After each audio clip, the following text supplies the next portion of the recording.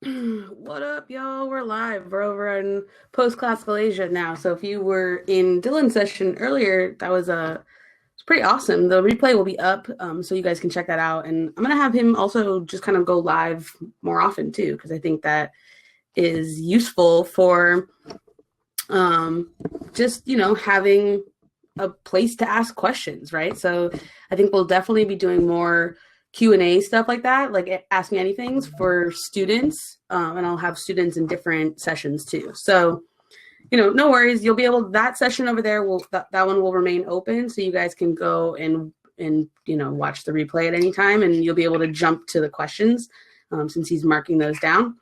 For those of you that are joining and ready to talk about post-classical Asia, I'm going to go through China, Japan, Korea, Vietnam in this time period in the post-classical era.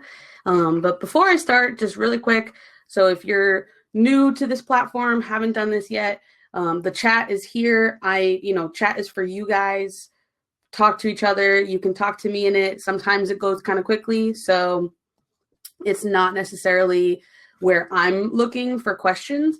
There is a parking lot of questions where you can see it says ask a question. And so if you have any questions about really anything in time period 3, but try to keep focused on Asia. Yeah, so like these ones are not super useful because these are not actually questions. So I'm going to delete these. Sorry, y'all. So the questions piece is for me. Ask me questions there. You can talk to each other in the chat. Okay, so that makes it really easy. And then as I go, like kind of the way that I like to do this is kind of go through the most important pieces and then jump in between questions as we go. But ultimately kind of staying focused. And so I'll check out the questions. You can upvote questions. So at any point, pop them in and we'll make sure that those are covered. Second thing, if the chat gets a lot, there's a lot of you guys in here. So if the chat gets a little crazy and it's distracting for you, you can just minimize it so that you can, focus on learning. So just a quick check-in question. Let me see from you guys, on a scale of 0 to 5, how are you feeling right now about AP World? 5 would be, I'm going to get a 5. A 0 would be, why did I take this class? So anywhere from a 0 to a 5, how you feeling? Ooh, all right. Some of you guys are feeling pretty good. We got some 6s. That's good. If you get a 6 on this exam, I'm going to be really impressed. Some 0s, 3s, 4s. So as just a general, I don't know, just to try to like make you feel a little bit better. I know that things are getting stressful, as we go further in the year, there's more and more work and it feels like it just keeps piling on. It feels like you'll never catch up. I promise there is a moment that will happen is for every student where it all just sort of clicks. And that time is coming for you too. So if you're feeling really stressed out, try to use some of these holiday breaks and try to think about like what is stressing you out the most and how can you make it better, right? Try to think solutions based. How can you make yourself less stressed? Is it time management? Is it note taking? Is it studying? Is it, what is it? What is it that's stressing you out the most? And then let's work on fixing that, right? Let's unpack it. Let's make it better. So that's my call to action for you. All right, so let me share my screen. These slides that I am sharing with you, I will today, right after. So one thing to note is I will not be emailing these slides out for very much longer. And as of right now, the replays are available only for Fiveable members, and the live sessions soon will be only for Fiveable members. So you can join and become a member. There's a button underneath the slides. It says replays and future live sessions. We're going to be doing a ton of stuff in the spring, all kinds of live reviews and, Q&As and special events and cram sessions and everything. So hopefully I can get as many students as possible to pass, right? Like I want you to get college credit. That's what I want more than anything. So, for now, let's go into post-classical Asia. So if you're not already following us all over the internet, you really should. We're going to be starting up a whole bunch of new series on Twitter, on Instagram, on YouTube. For AP World, I have 19 key concept videos that specifically tell you exactly what you need to know for each concept. So I would really recommend going to my YouTube channel, especially. That's just youtube.com/thinkfiveable. And all right, so look, if you've been in these before, you know that I like to kind of put a bunch of stuff up on the lecture slide. In this case, I also kind of bolded and put in blue the kind of the key terms. But I'm going to kind of go through it as a little bit more like a story, because I think it's just useful to sort of hear this play out. And I know that, you know, for a lot of students, you don't really get a chance to just sort of like hear the information. So that's something that I'm definitely going to do, is just sort of kind of cut through it. I highly recommend taking notes, just because it helps you learn. It helps you learn things down and remember them, and ask questions when you have them, okay? All right, so in the post-classical era, so remember that's 600 CE to 1450 CE. This is like, you know, after the fall of the classical empires. So now you've got these like new empires, and in these series that we're doing, these live events, we're sort of doing each region of the post-classical era, because, I don't know, it's kind of an easier way to go through it.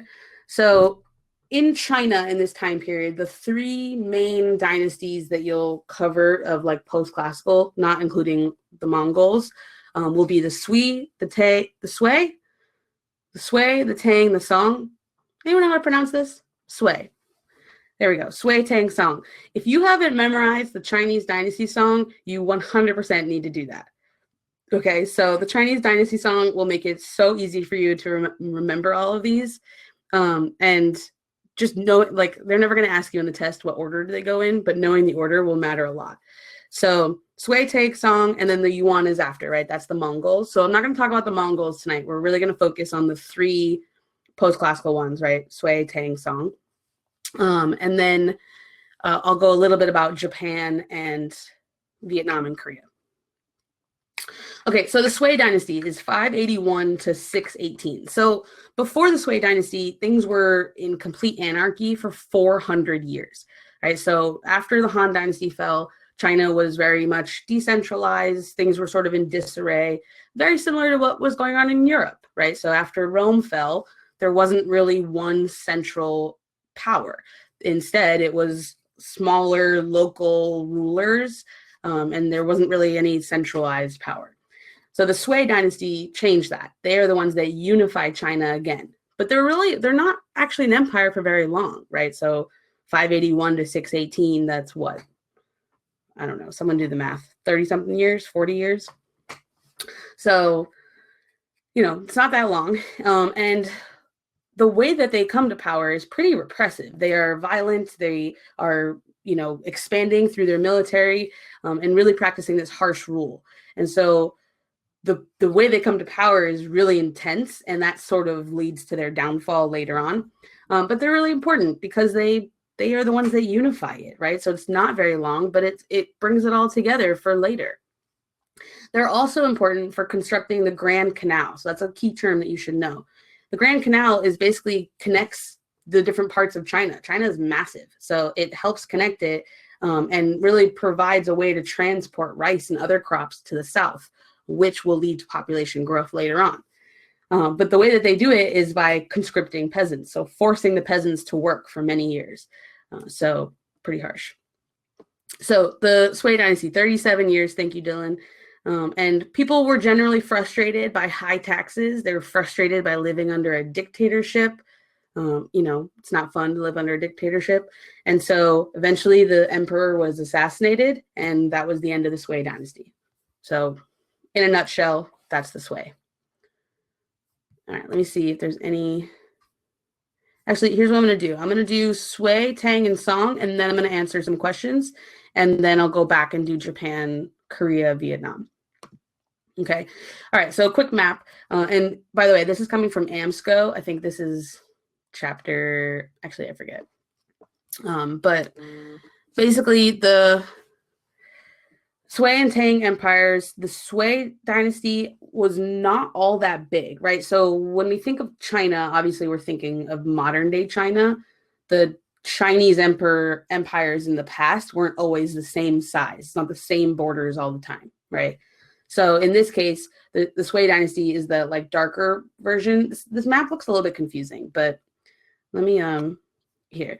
So if you look at like this is the coast right here. This is the Chinese coast. This would all be, this is water. This is looks a little bit confusing, right?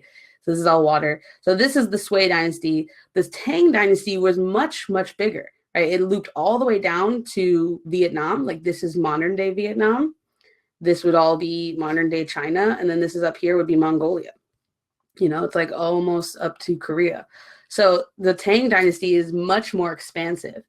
This map is also kind of cool because it shows you the Grand Canal, which would be here it is. Here's the Grand Canal right here. Here, I can put my little pointer on. Here's the Grand Canal, and then here's the Great Wall of China that's going all the way up to here. So yeah, so just as a note, they're not the same size. The Tang Empire will be much, much larger. And the Tang Empire comes into place really right after the Sui dynasty is done, right? So the Tang dynasty expanded and the Sui unified. Yes, that's a perfect way to think about it, right? So the Sui is unifying things, kind of settling it down. They're very repressive and intense. And then once they're done, they are, you know, really just the Tang dynasty is much more about expanding the power. So within the Tang dynasty, this would be 618 to 907. Quick note about years, you do not have to memorize these years. I'm putting them up here to give you a sense of how long these things lasted, but you don't need to remember them. You need to know a general order of events, and if you do remember the years, great. But one of the things that they're known for is what we just talked about, expanding China, and really like bringing back some of those like, you know, traditions that existed in the Han Dynasty. So the tributary system is one of the most important things that are connected to the Tang Dynasty. Basically, they saw themselves as kind of the center of the world, the Middle Kingdom, right? And all the neighboring states around them had to pay tribute, pay money or goods in order to honor the Chinese emperor. And so they would come into China, they would come to the emperor and offer tribute. And so when they would do that, they would also do this kowtow, right? And so this image right here was on the AP World exam in 2017. And so this is a great example of like a really small thing that can sometimes pop up that if you knew this on that question, this was a short answer question, it made that question super easy.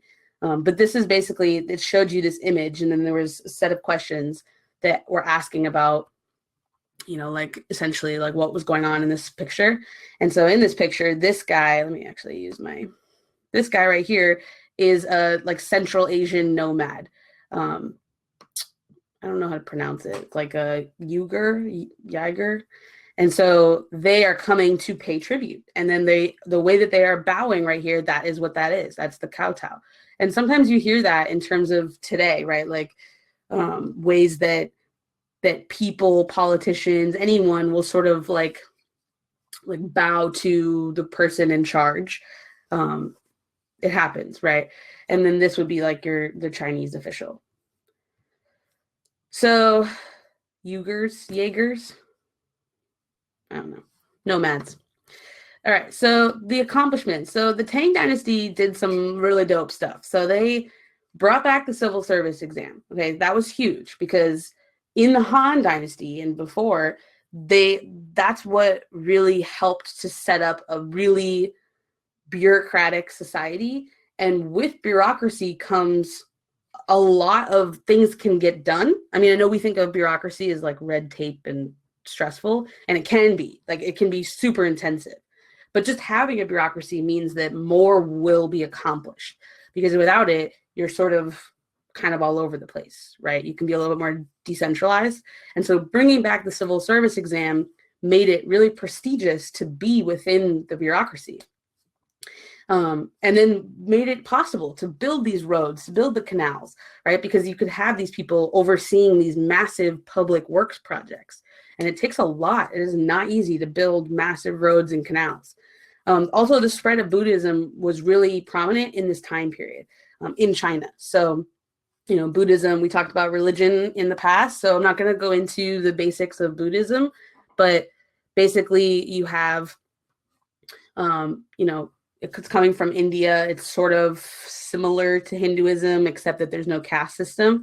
And so it will spread into China and then be sort of combined with, with the Confucian ideals, right? So Buddhism in China looks a little bit different than Buddhism in India, than Buddhism in Japan, right? Religions are very much influenced by culture. So that's what makes the Tang Dynasty important. I wonder where your project is. It's kind of funny. So anyways, syncretism, yes. Where are my slides? Here we go. Okay. All right, so that's the Tang Dynasty. So just to recap, Sui unified, Tang expanded. Okay? And they expanded because of things like the civil service exam and the tribute system. Those are massive flows of money and, progress. All right, the Song Dynasty. So the Song Dynasty is sort of like an extension of the Tang Dynasty, right? They're kind of similar. They are going to continue to expand. So they've got a massively expanded bureaucracy. More and more are like being put into education because of the civil service exam, right? There's such a focus on education. And all of those things are really good for stability, and it's really good for the wealth of some people, but it's really bad for the costs of the empire. So that's kind of one of the reasons why the Song Dynasty collapses, is because it's so expensive to have a bureaucracy, right? It will, the cost will very seriously add up. It depends on how you are taxing and all these different things.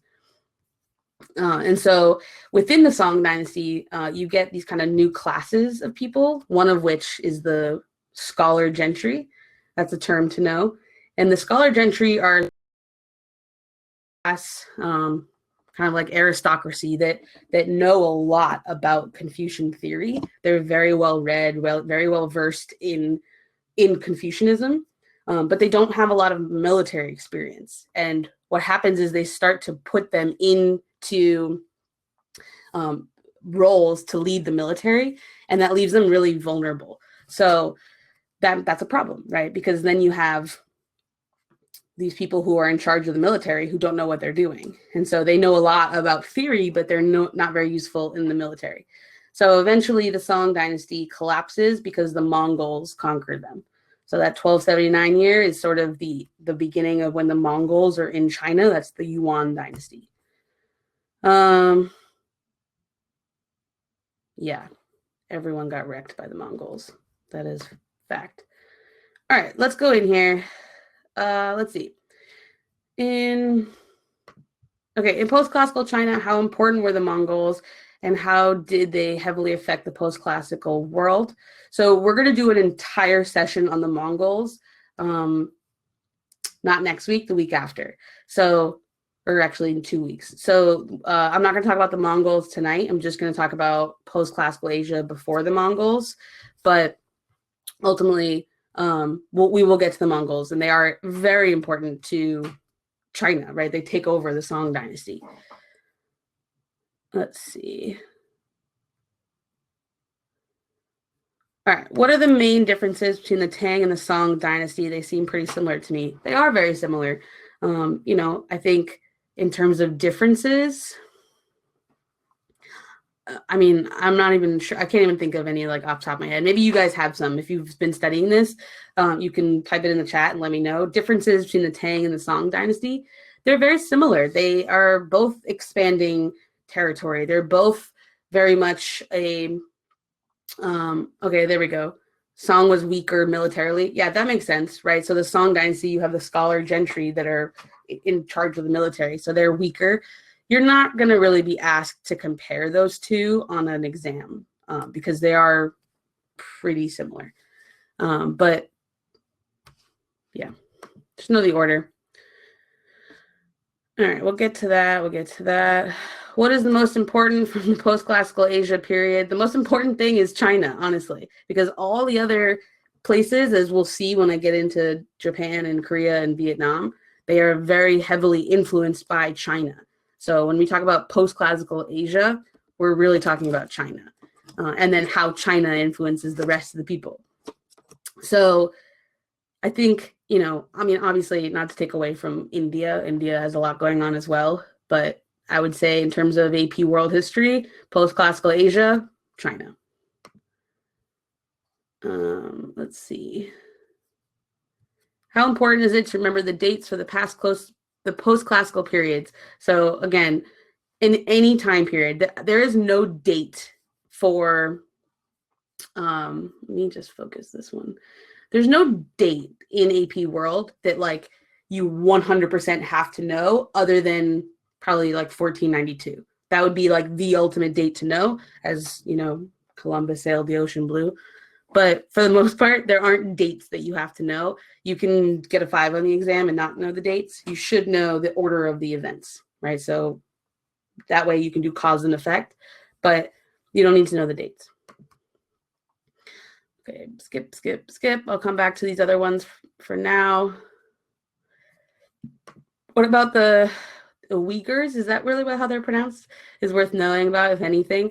Not much. They're Central Asian nomads, and they paid tribute to the Chinese emperors. That's about it. During the Tang Dynasty. Yeah.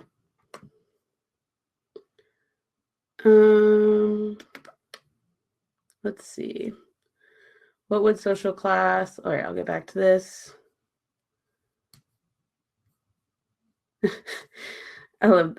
Is there still a dynasty now in China? I like this because you have Mickey Mouse going, nah.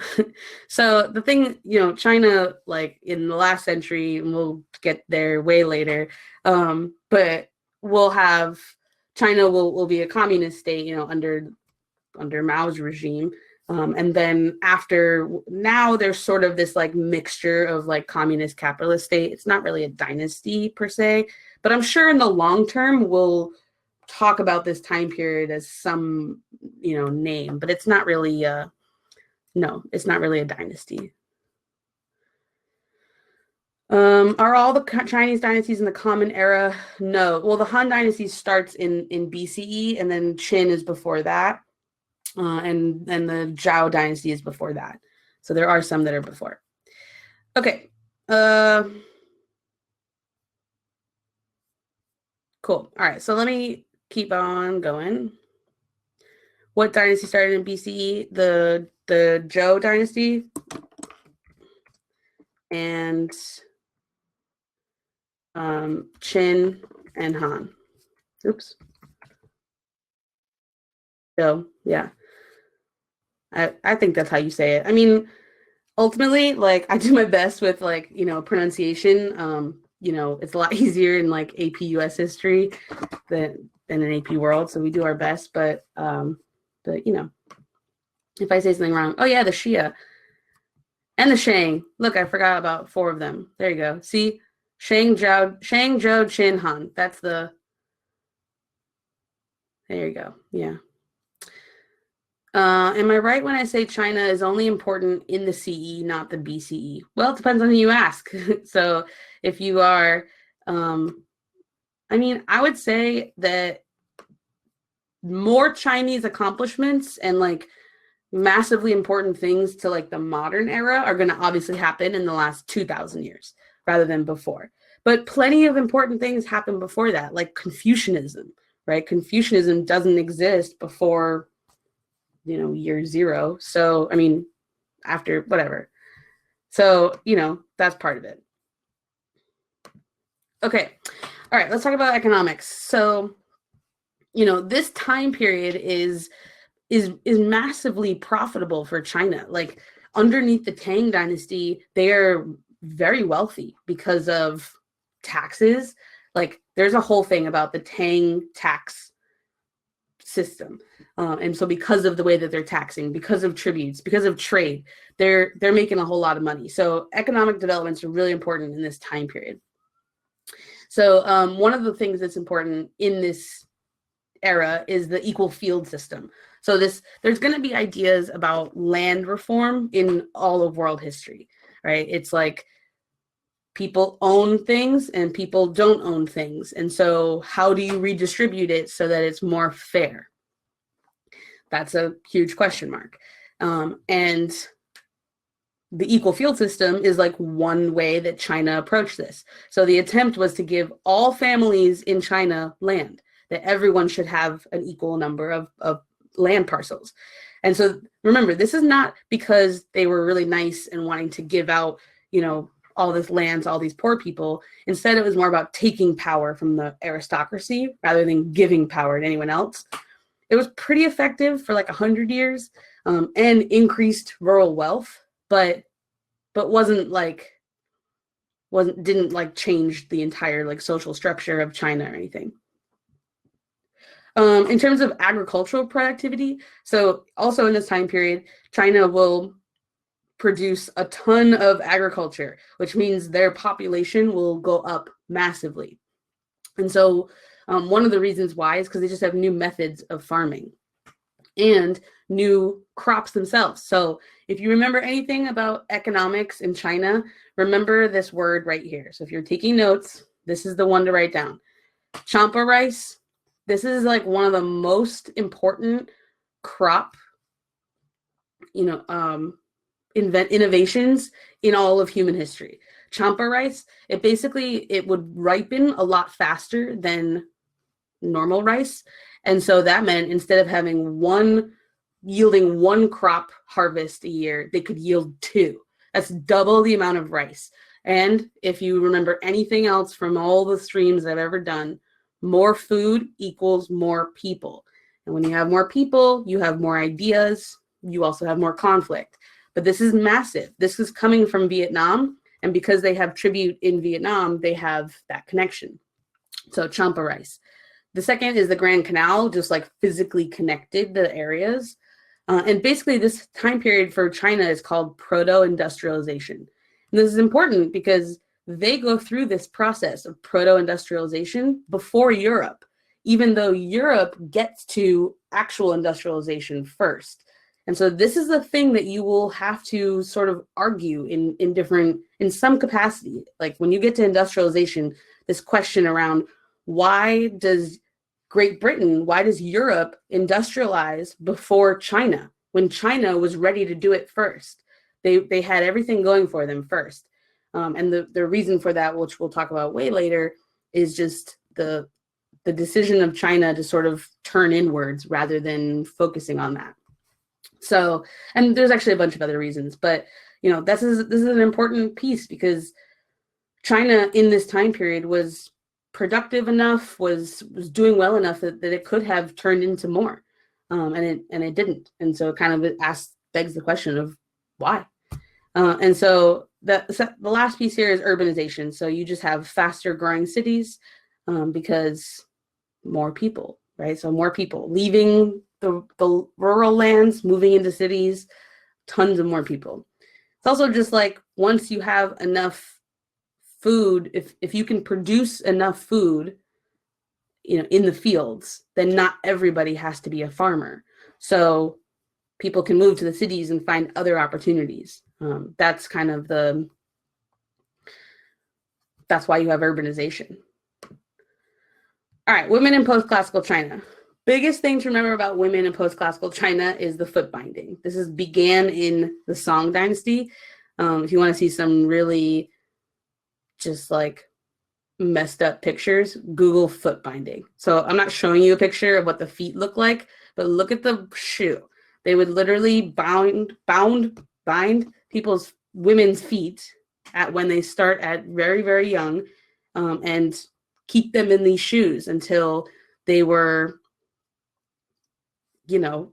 basically broken and shoved in there. I mean, it's really bad for your foot. And so it's just it's an example of this patriarchal society, right? Why did women have to do this? It was seen as very, high class. It was like if you didn't have small feet, no man would want to marry you. That was kind of the like sense of it. And so from a very young age, you'd have to start binding your feet. And that's messed up, you know? And this went on until like, I'm pretty sure it went on until like the 1900s. Even some women in like rural areas in the 20th century. So it's pretty intense. And I think this is the takeaway, right? Yeah, small feet were considered beautiful. And so, why are small feet considered beautiful? That's just a decision that was made, and obviously not made by the person that had to bound their feet for it. So bind their feet for it. That's a weird past tense. I don't get it. All right.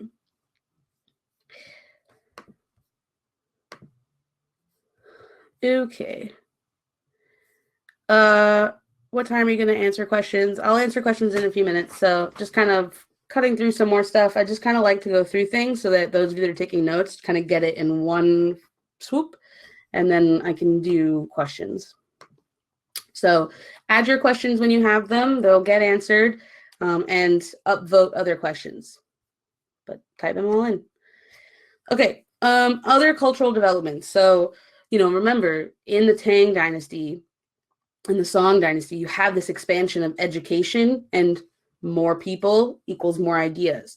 So there's a whole bunch of cultural developments that come out of China in terms of inventions. I actually think I must have taken them off of the other slide.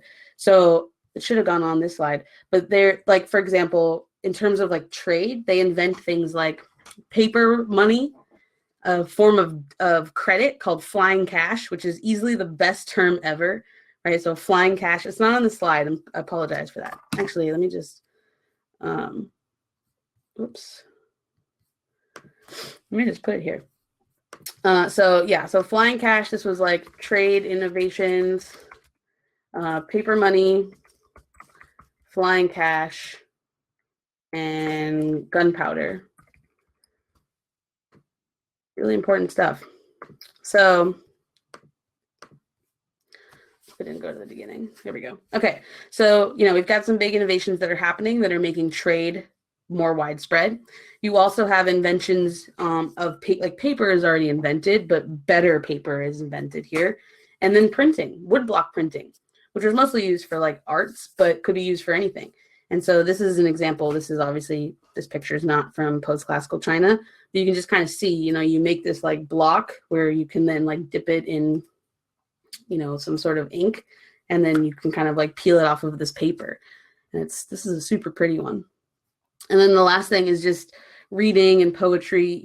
Anytime you have a good, stable time in history, the arts are going to flourish because people have time. I don't have to worry about my food. I can read. I can do things for fun. I can make pretty things.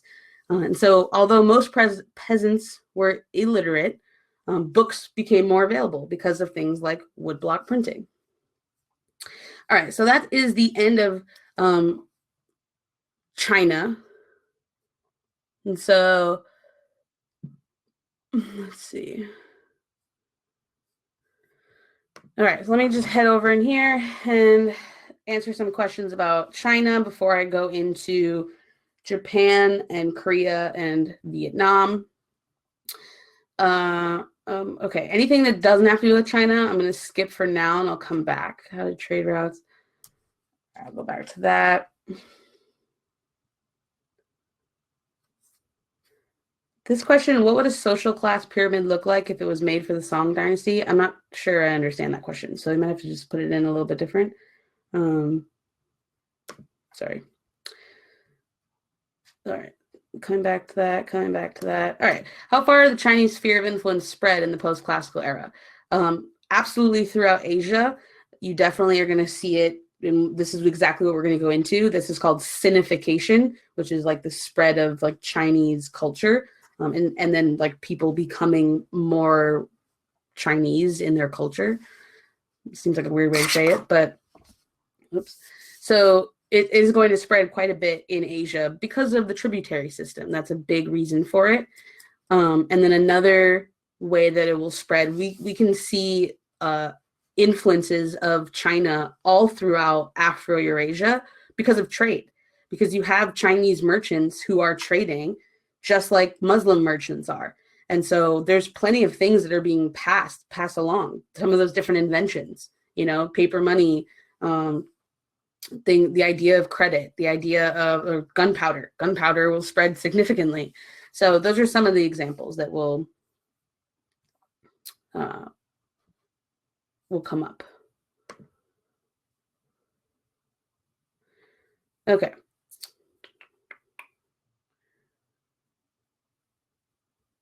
Let's see. All right, we'll go back to that. All right. Did they do foot binding to boys and girls? No, just girls. This is a very much a patriarchal example. This is something that was only done to women in order to control them, really. I mean, the idea of small feet being beautiful is a completely made up idea. So flying cash is a form of credit. No, but like it's not literally flying cash, but it's a form of credit, right? So you think of flying cash as like flying money, but what is credit, right? Like you swipe a credit card, like, I'm not going to show you my number, but there's a credit card and it's like, I don't know, it feels fake. And so it's kind of similar like that. So yeah, that's what flying cash is. Proto-industrialization. Okay, so proto-industrialization is basically the beginning stage of industrialization. So it means that you sort of start to have things in place. You're starting to create a lot of items that are no longer just like agricultural. They're not just crops, right? You're starting to like manufacture things, and you're not doing so on an industrial scale yet, but it's starting to have an effect on the society where we're manufacturing all kinds of other goods, right? Like silk, like cloth, like other like items. So that's what proto-industrialization is like the preconditions for takeoff. Exactly, right? That's from like human geography. So you have this as like a step, like for a society to become industrialized, they sort of have to go through this stage first. And China does in this time period. And then Europe will a little bit later. Okay. All right. Let's cut over to Japan and Vietnam and Korea. And these will be a little bit quicker. It's one of those things where, in terms of like, what should you know for world history? That's one question. What should you know for AP World? That's another question. So you could study Japan and Korea and Vietnam forever in this time period, in any time period. But on the AP World exam, it's a bit minuscule. So this is it for Japan. One slide. So basically Japan, and I can kind of like sum this up. So Japan essentially was forced to adapt to China. China does not ever invade Japan in this time period, but they're really close, right? So Korea is very close, like physically, to Japan. And so you really do have the like presence of China is very much looming over Japan. So one Japanese emperor starts to, and this is sort of like early in this time period, starts to kind of implement some Chinese practices. Things like, all right, I'm going to delete this. Things like a centralized government, right? Things like merit-based systems and putting bureaucrats in because of merit. That's like that exam system. And Buddhism spreading into Japan is because of China, right? It goes through China to Japan. And Buddhism today is still very much, very popular in Japan. And so you have this like sense of, doing things the way that they do them in China. And that will continue in the Taika period, these reforms, where they're sort of increasing efficiency and more centralizing their government. And that process is happening, and then everything slips back. So then you have the Heian period where everything goes right back to this like feudal society. So this is where most of what you'll see about Japan in this time period is in talking about feudalism, right? So next week, I'm going to talk about Europe during this time period, but both Japan and Europe had feudalism in the post-classical era. And so essentially, so they're not like reverting culturally, they're reverting like politically and like economically. So going from centralized government with like a bureaucratic system and all this stuff, all back to a feudal system. So then it's like decentralized. So you have these different pockets. Yeah, thanks for calling me on that, Dylan. So yeah, the way that I just said it, the way that I have it on here is like slipped back, and that assumes that feudalism is bad. And I don't know. I mean, it's hard to justify any either argument. I think you could make an argument for feudalism being a better society, and I think you can make an argument for feudalism not. So yeah, I mean, I don't know. So I'll leave it at that. But they go into this decentralized time. And so one of the things that what that means is that you don't have a lot of social mobility anymore. You can't move up, right? You're born into your role and you stay there. I can't learn and become this other thing, you know? Like we live in a society with presumed social mobility, right? You can go to school, you can get an education, you can get a degree, right? That's the like, you know, American dream, right? Is this we live this idea of social mobility. Is it perfect in America? Absolutely not. But you can move up, right? You're not totally constrained to your family, your place in when you're born. But it's what makes it different in Japan than Europe is really just a couple things. The different levels are called different things, right? So you have, you know, samurai and daimyo rather than like nobles and what are the other ones? Vassals, I forget. So it's not like it's they're just called different things. But the daimyo has more power than nobles. They just have more extensive powers. So I'm not going to talk too much about feudalism in Japan. I feel like you can get I don't know. It's kind of like if you get a question asking you to compare feudalism in Japan and Europe, it's like not even fair. It's like it's just like a hard question. So just just to know. Okay. All right, so that's Japan. And then we'll talk about Japan more too when we talk about the Mongols because they don't conquer Japan. And that's a difference in that story because everywhere else is conquered. And this is all I'm going to say about Korea and Vietnam. Favorite slide ever. So basically in Korea, the Silla Kingdom was a tributary state of China. This is the Hermit Kingdom. And then you have Vietnam, who was also a tributary state of China. However, the difference is that in Korea, there was this like welcoming of sinification. So sinification is the process of like adapting to Chinese culture, right? So that spread of Chinese culture is called sinification. It's like, I'm trying to think of like a similar, I don't know. So whatever, just memorize it. So in Vietnam, they didn't like that. They did not want to become more Chinese. They wanted to very much keep their culture. So it's just a difference between them. And in terms of AP World History, you do not need to know anything else about Korea and Vietnam in the post-classical era. Solid. Okay. All right, so let me go in and answer any questions now.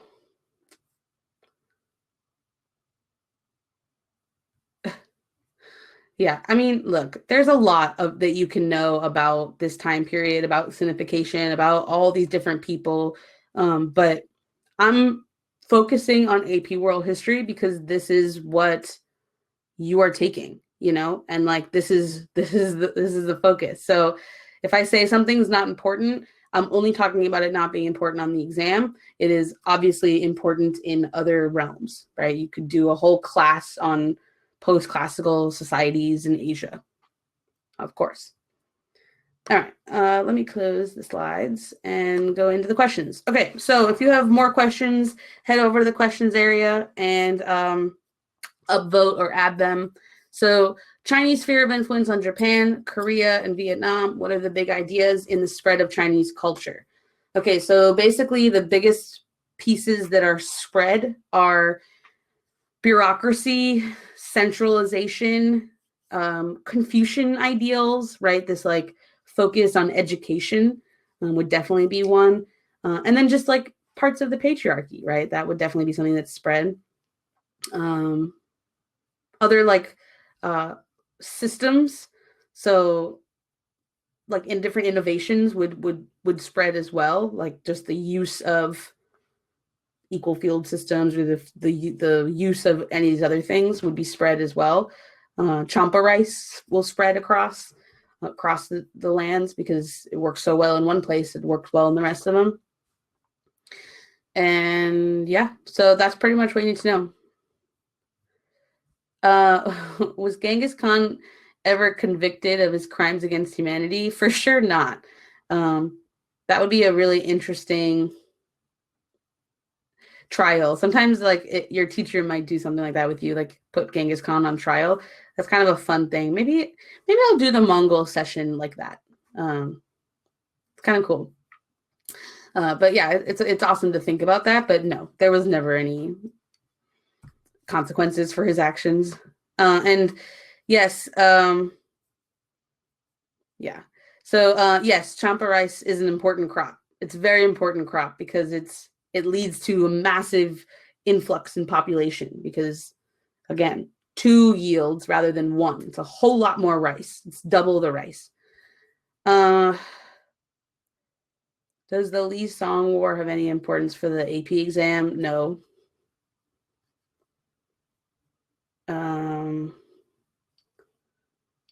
Was it the most important crop of post-classical Asia? I'd say so. Yeah. All right. Can you talk a little bit about Confucian view of government versus the Roman Republic? That is a hyper-specific question that you really don't need to know the answer to. I would say that the Confucian style of government is very bureaucratic and merit-based in who has power. So you could, take this exam and there is some mobility in that. Whereas in Rome, it was a little bit more like the aristocracy, right? So like you had to be wealthy and a citizen and a landowner to be in power. So that would be one difference is like who could be who could work in government. That's the only thing I can think of off the top of my head. Okay. What's the difference between BC and BCE and AD and CE? It's the same. One of them is literally they just stand for different things. One of them is sort of based on this like on Christianity. They're both based on Christianity. One of them, the words are more specific to Christianity. The other one is just saying a common era and before the common era. So we use now BCE and CE. And I don't really know too much more about why we've switched, other than it sounds better. Do the Barron's cards actually help? That depends on how you learn. I mean, theoretically, you could make them all on your own. You could, use Quizlet instead. In general, know your key terms. Like, know your key terms. That's how you should study every week. You should, every single week, have 10 to 15 words that you are memorizing because these key terms are everything on the exam. And so, if having physical cards that are already ready to go will help you, then yes. If actually making them is more helpful for you, then don't go buy them, just make them. I don't know. That would be my guess. All right. How did trade routes such as the Indian Ocean and Mediterranean have an effect on surrounding areas and on the overall world? This sounds like the question is taken directly from your homework. So I don't know. I mean, I did a whole session on trade routes and I have a video about that too. I would say, I mean, a lot, right? Like they have an effect everywhere because they trade things everywhere. So the only reason why you get the spread of, Islam all the way to Indonesia, the only reason why you have, all these different goods spread across and all these different, this power spread across is because of trade. So I would say that trade is probably the most important thing in human history. That's just my own, like, I don't know. That's what I would say. Okay, quick question. What do you think might be asked on this topic as an LEQ? What spice questions might be included? What do you guys think? So what kinds of LEQ questions could be asked on post-classical Asia? Like, what's a comparison question that could be asked? Or what's a CCOT question that could be asked? Other than like the most broad of just like, how did China change in the post-classical era? How did it stay the same? Right? Like, if that were the question, then you could talk about staying the same in terms of Confucianism always being a strong force, patriarchy always being a strong force, bureaucracy always being a strong force. Then you could talk about changes as the tribute system and champa rice. Another one, compare the effect of sinification on Vietnam and Japan. That would be a really hard question, but doable, right? You could compare how Vietnam and Japan dealt with the spread of Chinese influence. Comparing feudal Europe and feudal Japan, that would be another example. I think that one is just, it's one that sounds like an easy question, and I just find it way harder. I don't know. So I wouldn't ask that one if I were a teacher or making the exam, but that's just me. Okay. Is flying cash literally flying cash? Yep.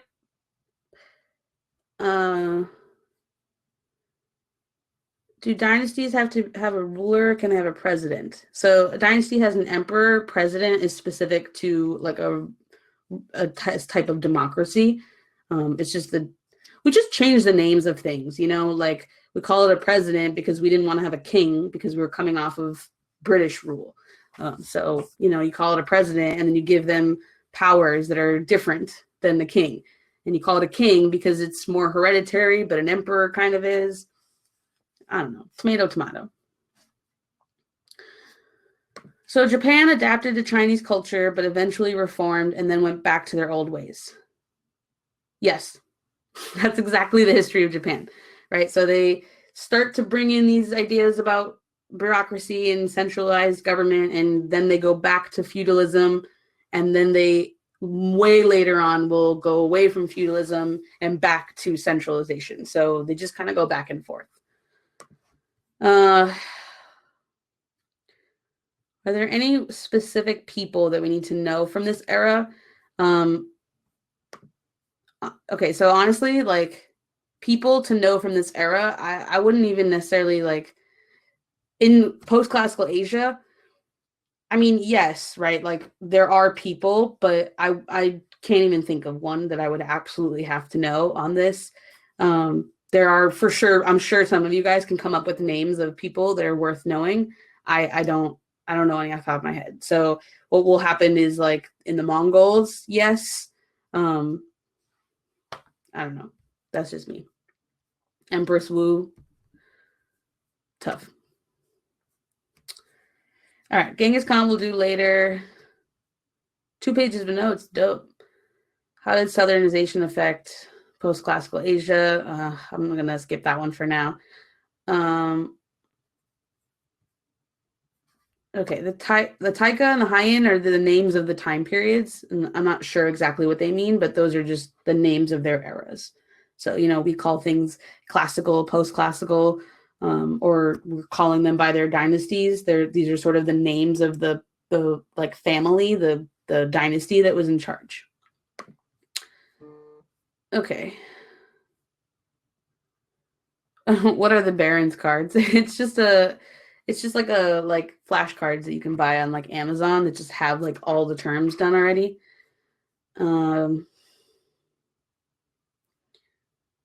Okay.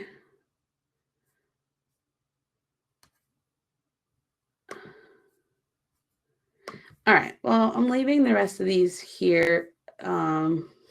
We've done a lot of questions. All right, so there's still quite a few of you here. So one of the things, so in the next several weeks, just as a heads up, I'm gonna do a session on Sunday that is about just like how to study for how to use like breaks to study, right? Like you've got time coming up that you'll have off, right? Like Thanksgiving is not this week, it's next week. And so maybe you have the whole week, maybe you have part of the week, but you should start using it to start studying, you know, even if you don't have a test right after. Like you have a test in May and you're going to wish then that you did more now. So think about your future self, and this will help you this will help you to like get things done slowly, you know.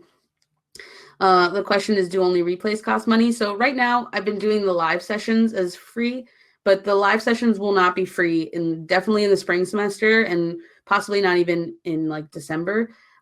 They're all becoming part of the Fiveable membership platform, and there's a whole lot happening with Fiveable. So some of you guys have been with us since the beginning, but we're growing and growing and growing. So hopefully in the next semester, by next spring, we will have an app, hopefully, that will be really awesome. And I can't wait for that. Hopefully we will have, we're going to have a stronger community as part of this. And ultimately it's about helping students. And so I realize that charging any kind of money makes it difficult, but at the same time, it's like the cheapest support of what I'm doing that you could possibly get. Because a lot of companies are charging literally thousands of dollars for exactly what I'm doing right now. And I think that's ridiculous. Like I just saw Kaplan was charging like, what was it? It was ridiculous. It was like 200 and something dollars for like 4 sessions. I'm like, why are you charging that much? So, you know, right now, I haven't even changed the price for November yet. So if you buy it tonight, it's actually like it's much better. Yeah, I realize that there's some student access that gets restricted. So if you are really facing a hardship in your family and cannot support it, then, you know, email me and let me know. I don't want to cut students out, but at the same time, we have teachers and we have to survive, and this is my full-time job. So it is what it is. So you can talk to your parents, talk to your school, see if they'll cover it. But, you know, shoot me an email at hi@fiveable.me. If that still is cutting you out, then let me know. But, you know, if you click replays and future live sessions, you can get AP World right now for $20 for the entire year. So I don't know how much cheaper I could possibly make it. So $20 for all year. It's not like a monthly thing. It's $20 and then you get it until July 1st. If you're taking more AP classes, then there is like, it basically you can choose one for $20 or you can get all of them for $40. So if you're taking more than one class, it doesn't cost anymore. So, you know, it's like paying for 2. You get all of them. And so that's a one-time thing, and then you have it for the whole year. And during the month of May, I'm going to be doing live sessions a lot. I'm going to be doing, you know, like every day of the week of the exam. And so you'll have, you know, front row seat at all of those and be able to study and pass. And last year, of the students that studied with us, 90% of them passed their AP World and AP US exam, which was insane. And 70% of them got 4s and 5s. So what we're doing works. Yeah, this is what we do, right? So I go live. I teach you all kinds of stuff. I'll have other teachers, AP World teachers, like guests doing stuff too. Once we get to the spring, we're going to do like practice questions together. So it's not just like lectures, and always making sure your questions get answered. You know, seeing if you need me to, if you want me to read one of your essays, I can do that. And just kind of like growing and learning together. So that's pretty much it. Anyone have any questions about Fiveable?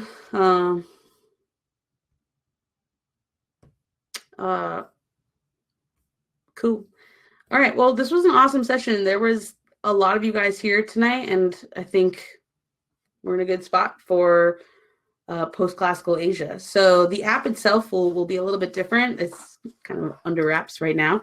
But to be announced. So for now, we are. So I'm not going to answer any more of the questions because none of the questions really were about what I was doing, or you just like don't need to know it. So let's see. Jackie, do you want me to answer one? What about the codification of law or of, I don't know. Yeah.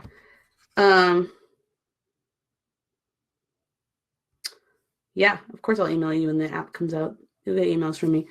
All right, I'm actually going to email you all right now and let you know, here's these slides and give you the link for Sunday. So we'll be live and doing how